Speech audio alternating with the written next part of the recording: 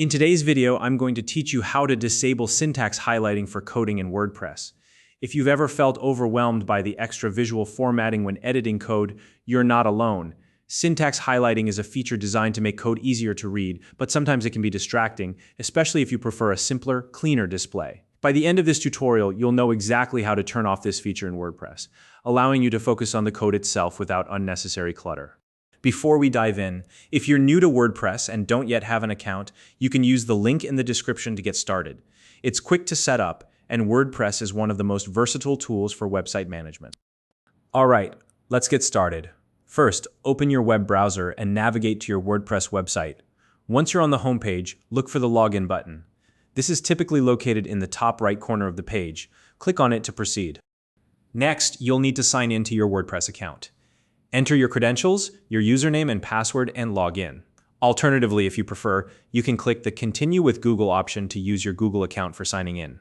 Either method works, so choose whichever is most convenient for you. After successfully logging in, you'll be taken to the WordPress dashboard. This is your central hub for managing your website. From here, look to the left-hand menu and locate the section labeled Users. Click on it to reveal a few options. Within the Users section, select your profile. This will open your personal profile settings, where you can make adjustments specific to your account.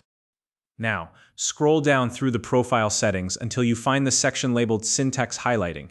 It might take a moment to locate, so take your time and scroll carefully.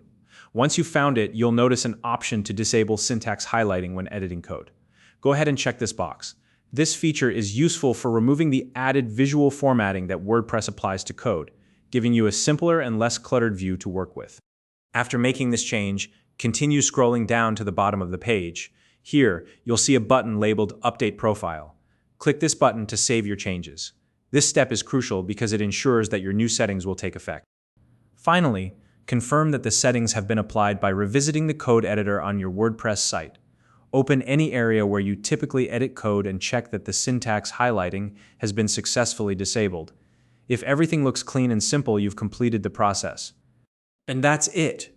You've now learned how to disable syntax highlighting for coding in WordPress, making your coding experience more streamlined and less visually overwhelming. If you have any questions or need further help, feel free to drop a comment below. I'd love to hear from you. If you found this video helpful, please like and subscribe.